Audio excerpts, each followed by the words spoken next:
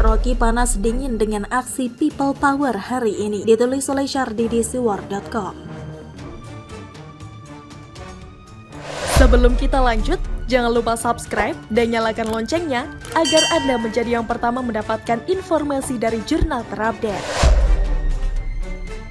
Aksi People Power akan dilaksanakan hari ini. Koordinator Presidium Aliansi Aksi Sejuta Buruh atau AASB, sekaligus Ketua Umum DPP KSPSI, Jumhur Hidayat menjelaskan rencana aksi buruh 10 Agustus yang digagas kelompoknya tidak ada kaitan dengan seruan pengamat politik Rocky Gerung.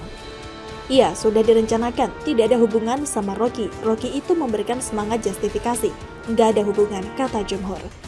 Segelas info, Jumhur Hidayat ini pernah divonis 10 bulan penjara tapi tidak ditahan. Jumhur dinyatakan bersalah menyebarkan berita tidak lengkap yang menyebabkan keonaran terkait Omnibus Law Undang-Undang Ciptaker. Sekarang orang ini mau bikin ulah lagi dengan aksi People Power. Takutnya nanti People Power mirip seperti di Solo yang datang cuma secuil. Tapi tergantung logistik sih, kalau sponsor banyak, logistik lancar, apalagi nasi bungkus lauknya mewah, mungkin demonya bakal masif dan besar. Kalau tidak, ngakak guling-guling aja deh.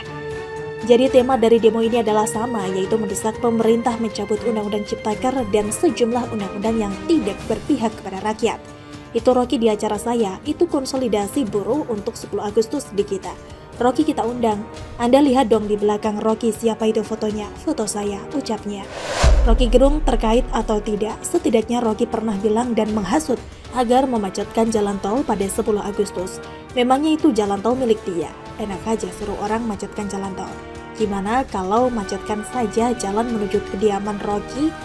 Jadi secara tidak langsung Rocky harus tanggung jawab jika nantinya aksi ini berakhir ricuh dan anarkis. Saya rasa ini bisa menjadi alasan bagi penegak hukum untuk menindak tegas Rocky jika terjadi sesuatu masalah di aksi itu. Mumpung sidang perdana Rocky adalah tanggal 22 Agustus, maka aksi hari ini lumayan bikin Rocky panas dingin dan meriang masuk angin.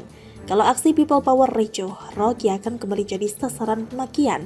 Seruan penangkapan terhadap dia akan semakin gencar dilakukan. Akan ada alasan super kuat kenapa Rocky sangat bersalah. Mungkin Rocky berdoa semoga aksi ini yang datang cuma 10 orang.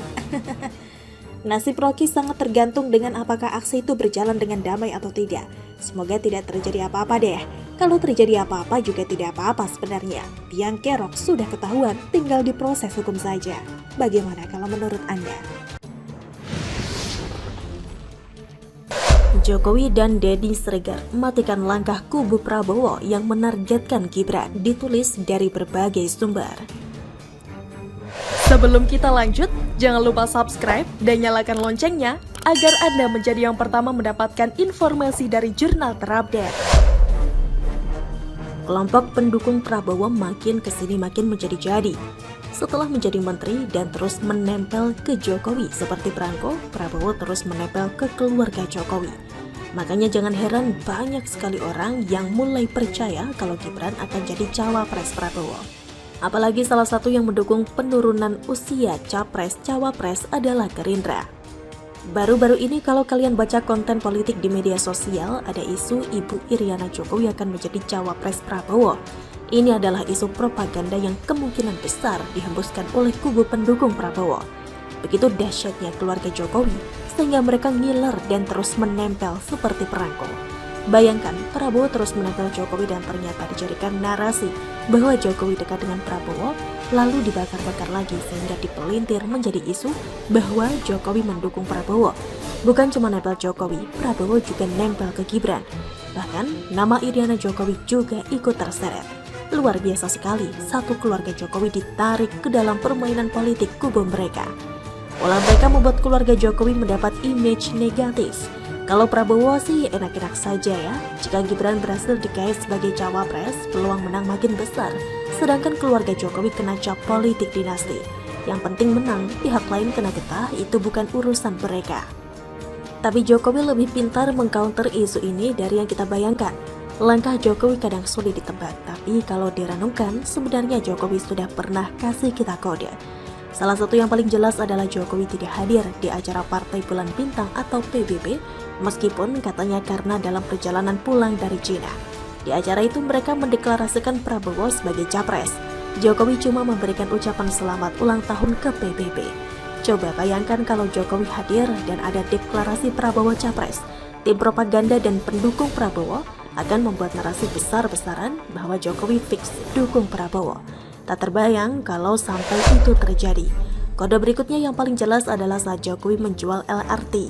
Salah satu loyalis Jokowi yaitu Ulin Yusron menceritakan percakapannya dengan Jokowi terkait isu Gibran Cawapres.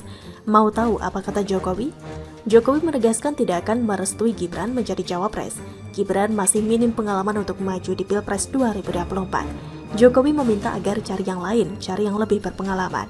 Jokowi sudah bilang jangan bawa-bawa Gibran ke dalam isu Cawapres karena masih 2 tahun jadi wali kota. Saya yakin Gibran akan mendengar masukan dari bapaknya.